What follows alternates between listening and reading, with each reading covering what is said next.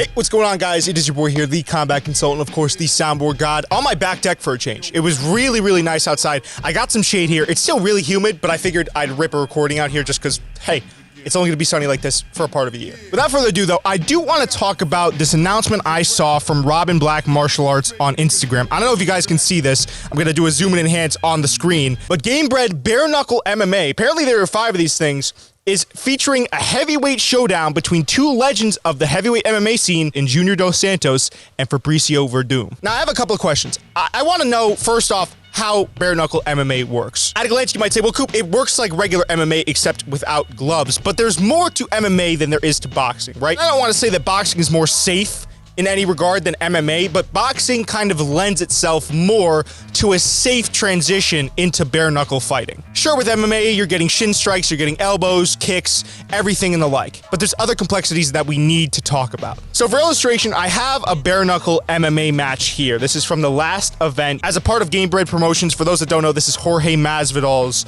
MMA promotion. He wanted to take the MMA scene and kind of flip it on its head with bare knuckle. You can see they have hand wraps on. My whole thing, and this is just my biggest objection off the bat, is ground and pound. I'm not worried about the boxing component of MMA because, again, we have that in Bare Knuckle FC. Listen, it looks ugly, but at the end of the day, it works, right? Fighters, at least right now, we're not coming out and saying they have any primary health concerns or issues. The biggest difference, again, is that ground and pound, right? What rule changes are we going to see from the ground and pound component? Now, if I'm Jorge Masvidal, I'm saying, hey, there's going to be certain changes to the rules. Much like a 12-6 elbow, when you're talking about ground and pound in MMA, introducing bare knuckles into the equation is super duper dangerous. So I'd vote to have limited ground and pound, maybe up to a strike or 2, or even just to take it out of the equation. But Coop, you might be saying, that takes out one of the fundamental parts of MMA. And you're right.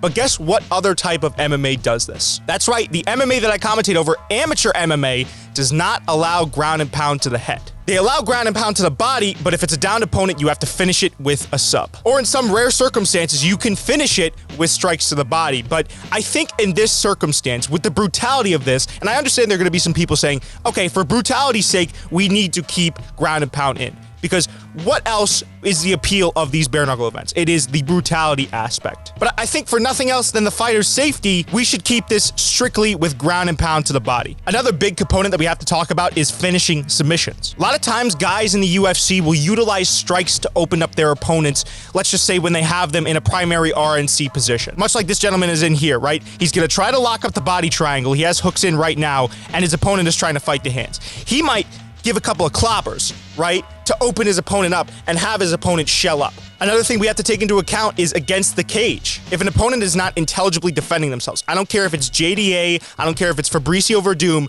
there has to be a significantly shortened time to the stoppage of a fight. I saw an article on Yahoo saying that this event was almost a little bit spontaneous, and so I wanted to look up the rule set to see if there are any big differences or if it was just MMA without gloves. And I finally found a direct quote from Masvidal that states, that's right, no gloves, same rules, and the first fight will be on Miami in June 25th.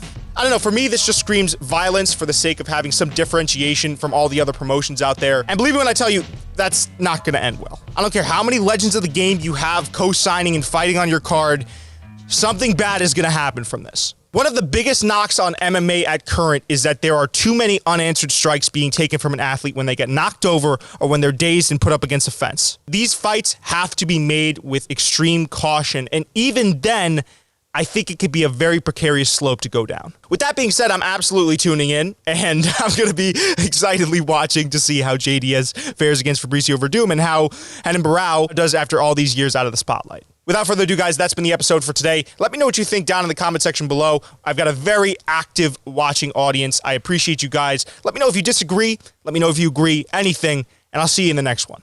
Deuces.